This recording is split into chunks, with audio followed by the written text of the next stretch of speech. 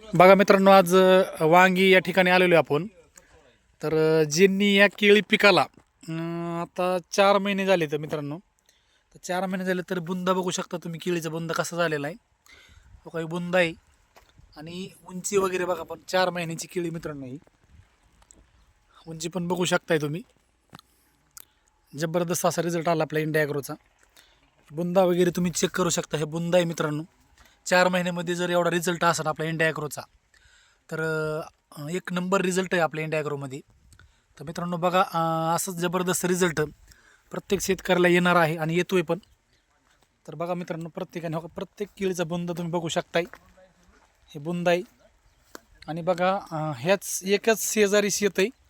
तर हे शेजारीच्या शेतामध्ये त्यांनी प्रोडक्ट ॲक्च्युली आता हे आपलं प्रोडक्ट वापरलेलं रिझल्ट आहे मित्रांनो. पण बघा, आता इथून पुढं ह्या केळीला प्रोडक्ट आपलं दिलेलं नाही.